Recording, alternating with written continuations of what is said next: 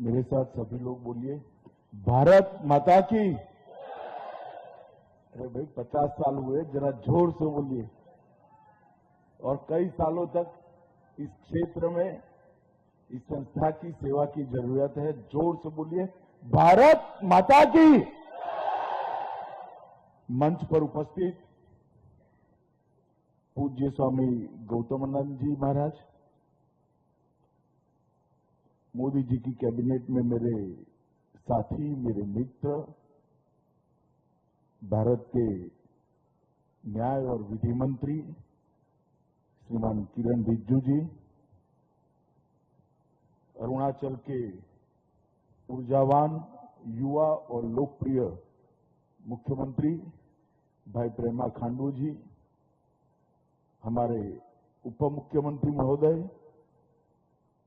हमारे शिक्षा मंत्री महोदय, अरुणाचल के गृह मंत्री महोदय, हमारे सांसद और अरुणाचल भाजपा के नेता श्री तापिर गांव जी, यहां पर उपस्थित अन्य मंत्रीगण, शिक्षा आयुक्त अरुणाचल प्रदेश, आज जिनके निमंत्रण पर मैं यहां आया हूं, स्वामी अच्युतानंद जी, स्वामी सर्वज्ञानंद जी, और आज इस समारोह में उपस्थित सभी सन्यासी गण को मैं प्रणाम करता हूं और उपस्थित भाइयों बहनों, आप सभी को जय हिंद कहकर मेरी बात की शुरुआत करता हूं। मैं जब भी अरुणाचल आता हूं तो हमेशा कोई सामने मिलता है और हाथ जोड़कर नमस्ते की जगह जय हिंद कहता है तो शरीर के रोंगटे खड़े हो जाते हैं। पूरे देश भर में इतनी राष्ट्रभक्ति और इतनी जागरूकता शायद मेरे अरुणाचल में ही है और कहीं पर नहीं है। मित्रों, आज एक बहुत पवित्र अवसर पर मैं यहां पर आया हूं। 50 साल से यहां पर एक संस्था के अंतर्गत अनेक सन्यासियों ने इस क्षेत्र के अनेक बच्चे के जीवन को मंदिर बनाने का काम किया है। मेरे गांव में एक सन्यासी रहा करते थे। मैं बचपन में राम जी मंदिर था, वहां जाता था। वो हम बच्चों के सामने कुछ उपदेश दिया करते थे। वो हमेशा कहते थे, मंदिर बनाना बहुत बड़ी बात है, बहुत पुण्य का काम है। स्कूल बनाना इससे भी बड़ा पुण्य का काम है, मगर एक व्यक्ति को अच्छा इंसान बनाना इससे बड़ी पुण्य की बात कोई हो नहीं सकती। और 50 साल तक रामकृष्ण मठ ने एक काम, जहां पर कोई आ नहीं सकता, सोच नहीं सकता, उस जगह पर रहकर सातत्यपूर्ण तरीके से, बिना थके, बिना हारे, अक्षय ऊर्जा कहां से मिलती है मैं समझ नहीं पाता। अक्षय ऊर्जा का स्रोत शायद परमहंस रामकृष्ण से प्राप्त करते हैं, या चेतना के स्रोत, पूरे देश के लिए चेतना के स्रोत स्वामी विवेकानंद के उपदेशों से प्राप्त करते हैं। मगर अक्षय ऊर्जा के साथ 50 साल तक अक्षुण्ण रूप से ये सेवा के भाव को चालू रखने के लिए मैं रामकृष्ण मिशन के सभी सन्यासियों को करबद्ध प्रणाम कर कर मेरा धन्यवाद करना चाहता हूं। मैं यहां आया तब मुझे हेलीपैड पर लेने के लिए हमारे मुख्यमंत्री जी आए थे, किरण रिजिजू मेरे साथ थे। वो रास्ते में मुझसे बात करते थे। अरुणाचल एक दृष्टि से देखिए तो सात अर्थ में नॉर्थ ईस्ट है। नॉर्थ ईस्ट में भी नॉर्थ ईस्ट अरुणाचल है। और समग्र नॉर्थ ईस्ट के अंदर कई प्रकार की समस्याओं को हमने सालों तक झेला है। अब धीरे धीरे समस्या का निरसन भी हो रहा है, निवारण भी हो रहा है। परंतु अरुणाचल कभी भी इस समस्याओं से घिरी हुई नहीं देखा। अरुणाचल की समस्याओं को हमने कभी भी वो समस्याओं के कारण संताप में नहीं देखा है। इसका कारण 50-55 साल से रामकृष्ण मठ का यहां सेवा का यज्ञ जो चल रहा है। मेरे राज्य में भी रामकृष्ण मिशन की गतिविधियां हैं, देश के हर क्षेत्र के अंदर है, दूरदराज पहाड़ी इलाकों में है, आदिवासी क्षेत्रों में है। हर जगह जहां जहां रामकृष्ण मिशन ने काम किया, अपना मिशन लेकर पहुंचे, उन्होंने सबसे बड़ा काम किया स्थानीय संस्कृति, स्थानीय सभ्यता, स्थानीय संगीत, स्थानीय भाषा और स्वधर्म को बचाने का काम किया और उसको अक्षुण्ण रखने का काम किया। और पूरा अरुणाचल आज राष्ट्र की मुख्य धारा में है, अपनी संस्कृति को संजोए हुए, अपने संगीत को संजोए हुए, अपनी भाषा को भी बचाए हुए और स्वधर्म के मार्ग पर चल रहा है। उसका मुख्य कारण 55 साल से रामकृष्ण मठ के सन्यासियों ने यहां जो तपस्या करी है वो है। आज मैं यहां आया हूं तब लोथा खुनबाओ को और डांगवांग को भी प्रणाम कर कर मेरी बात की शुरुआत करना चाहता हूं। और उन्हीं के नाम पर एक क्षेत्र को नरोत्तम नगर से हम जानते हैं। मित्रों, अरुणाचल एक ऐसा प्रदेश है जिसने कई संकट झेले, परंतु भारत के साथ अपना आत्मीय रिश्ता हमेशा के लिए बनाए रखा है। और इसलिए जब जब भी अरुणाचल आते हैं, यहां से एक ऊर्जा और देशभक्ति के संस्कार लेकर ही वापस आते हैं। मैं अरुणाचल की जनता को बहुत बहुत धन्यवाद देना चाहता हूं, बहुत बहुत अरुणाचल की जनता को प्रणाम करना चाहता हूं। रामकृष्ण मिशन एक परमहंस की स्मृति में एक सन्यासी ने दी हुई सबसे बड़ी गुरु दक्षिणा है।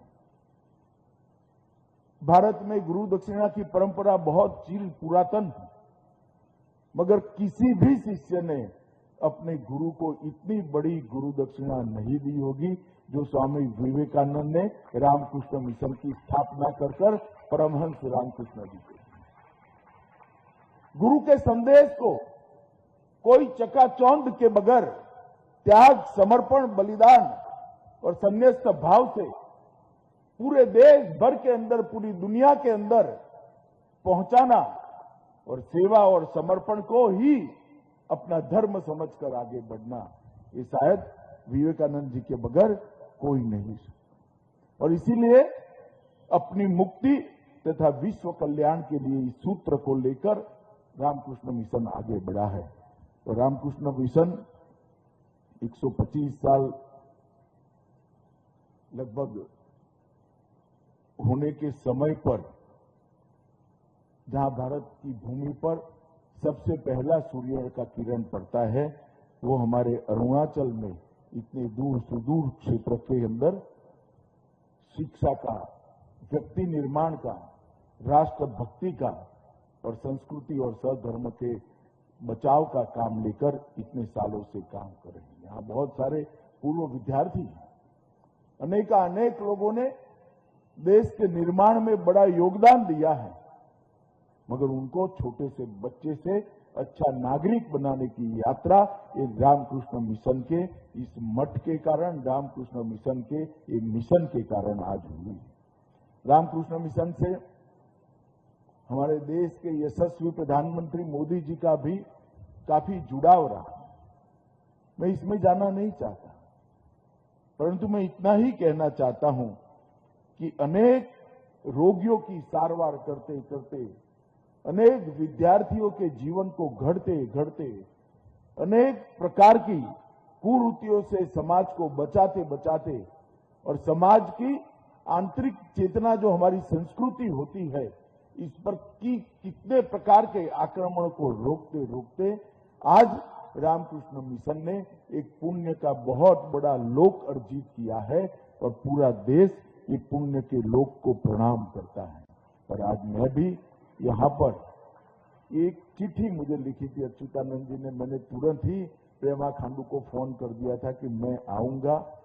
मैं यहाँ जो संतगण बैठे हुए हैं, सन्यासी बैठे हैं, मैं आप लोगों की तरह सब कुछ छोड़कर यहाँ आ तो नहीं सकता हूँ, मगर सब कुछ छोड़कर आप यहाँ काम कर रहे हैं, इसको प्रणाम कर कर, उसको अनुमोदन कर कर जरूर मैं आपको यहाँ पर आकर मिल तो सकता हूँ, इसलिए आज मैं यहाँ पर उपस्थित हूँ।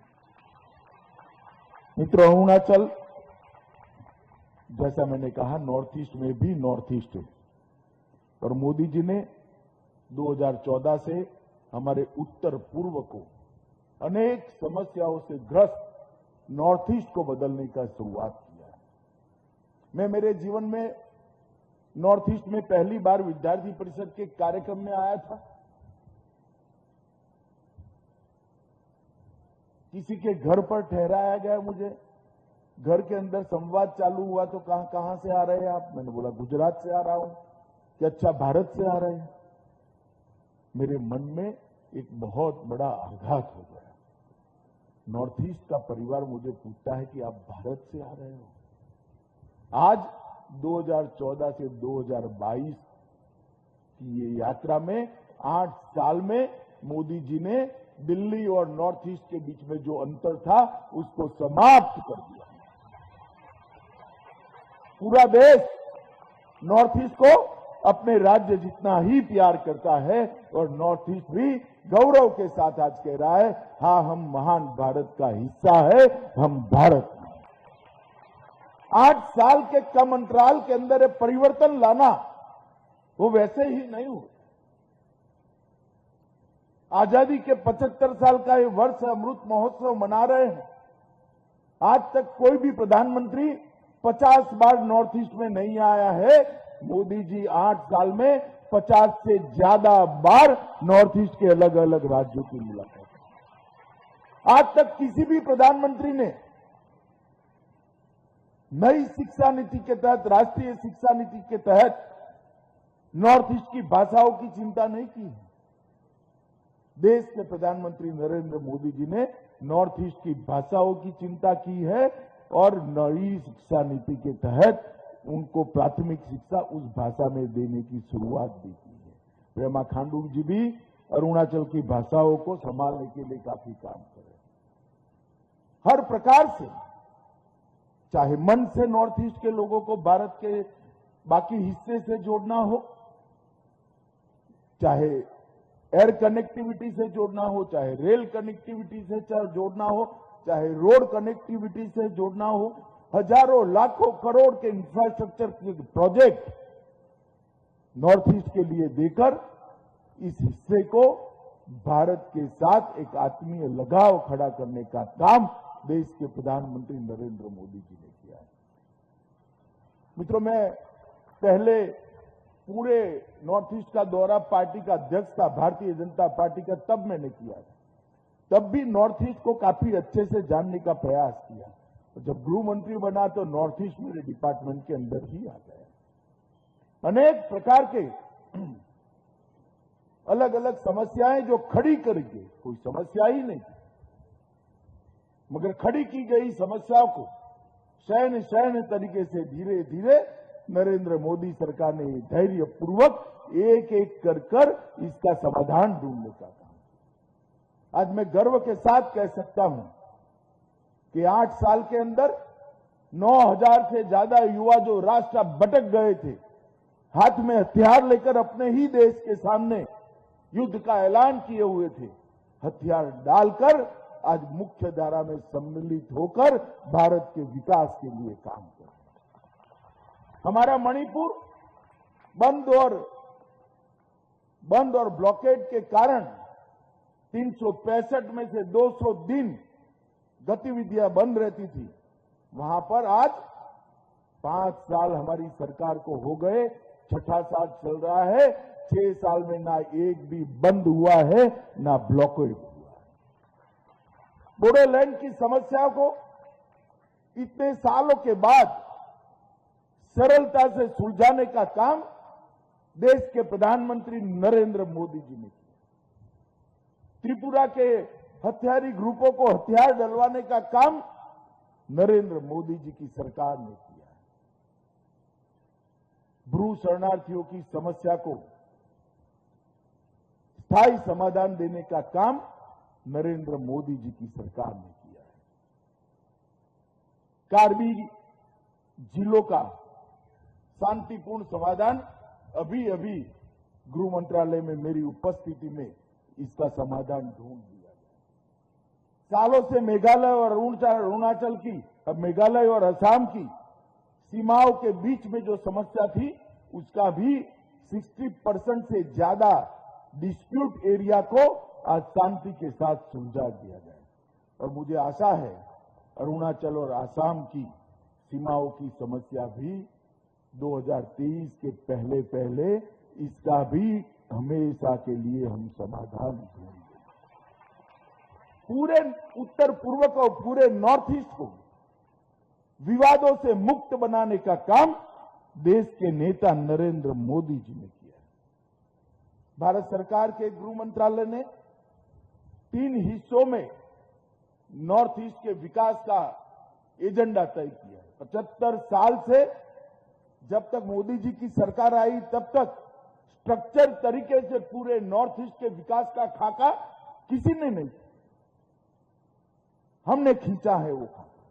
सबसे पहला हमारा उद्देश्य है बोलियां, भाषाएं, नृत्य, संगीत और खान पान की परंपरा को न केवल बचाना, उसको समृद्ध कर कर पूरे देश भर में उसको गौरव दिलाने का काम ये भारतीय जनता पार्टी की नरेंद्र मोदी सरकार।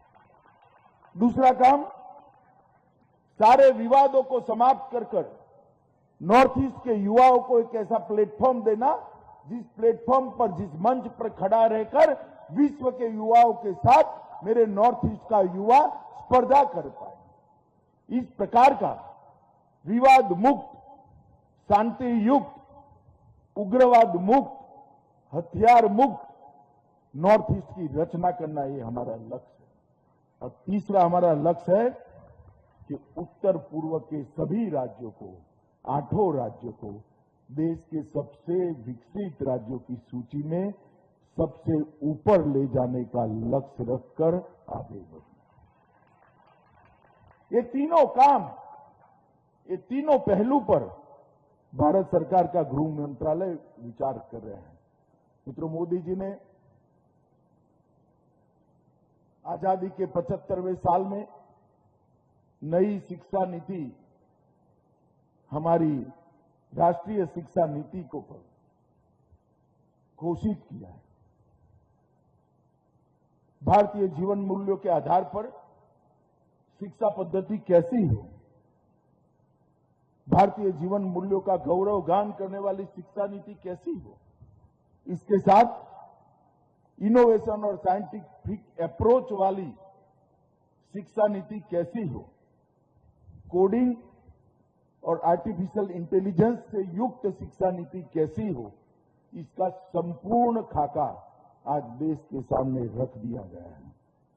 और मित्रों, विवेकानंद जी ने एक वाक्य कहा था, शिक्षा मनुष्य में पहले से विद्यमान उत्कृष्ट तक की अभिव्यक्ति का रास्ता है।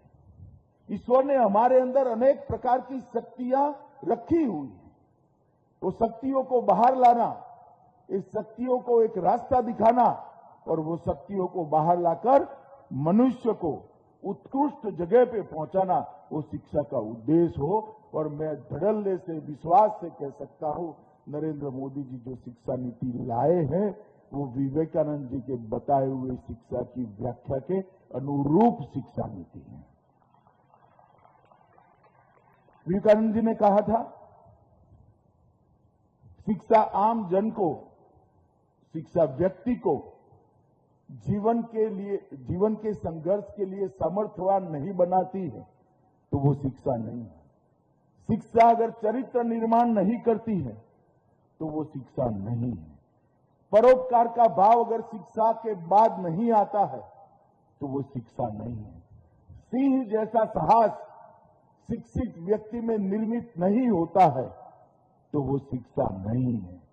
और ऐसी शिक्षा जो ये चारों चीजों को नहीं करती है वो शिक्षित कहलाने के योग्य नहीं है। शिक्षा मनुष्य को अपने पैरों पर खड़ा होने के लायक बनाए, उसी का नाम शिक्षा है। और ये नई शिक्षा नीति जो हमारी आई है 2020 की, मैं आप सभी को आश्वस्त करना चाहता हूं, इसका अगर आप तय से अभ्यास करेंगे तो ये नई शिक्षा नीति विवेकानंद की बताई हुई सभी व्याख्याओं की पूर्तता के लिए हम काम कर सकते हैं। 21वीं सदी ज्ञान की सदी है। भारत के युवाओं को 21वीं सदी के विश्व के अनुरूप बनाना, विश्व के युवाओं की स्पर्धा में भारत का युवा उन्नत मस्तक के साथ खड़ा रहे, इनसे स्पर्धा करे और विजयी होकर आए, इस प्रकार के युवा बनाना इस शिक्षा नीति का हमारा उद्देश्य है। मित्रों, आज थोड़ा देरी से आने के लिए मैं क्षमा प्रार्थी हूं। मौसम भी ठीक नहीं था, थोड़ा घर से चलने में भी 20 मिनट का देरी हो गया, परंतु आज ये इतने दूर दिल्ली से, मेरे गुरु प्रदेश से तो हजारों किलोमीटर दूर, यहाँ पर घने जंगलों के अंदर इस खूबसूरत वादियों के बीच में यहाँ बैठकर तपस्या कर रहे सभी संतों को मिलकर और एक 50 साल से व्यक्ति निर्माण में जुटी हुई संस्था के कार्यक्रम में हिस्सा लेकर मैं अपने आप को गौरवान्वित महसूस करता हूं और बहुत बहुत हर्ष और आनंद का भी अनुभव करता हूं। अंत में मैं इतना ही कहना चाहता हूं, रामकृष्ण मिशन के उपाध्यक्ष महोदय गौतम आनंद जी यहाँ पर बैठे हैं, चाहे भारत सरकार हो चाहे अरुणाचल सरकार हो, दोनों की ओर से मैं इतना कहना चाहता हूं, आप जो काम कर रहे हैं वो देश का ही काम है, समाज का ही काम है, दुनिया का ही काम है। जहां पर भी सरकार की आपको जरूरत पड़े, सरकार सदैव मदद करने के लिए तत्पर रहेगी। इतनी बात कर मेरी वाणी को विराम देता हूं।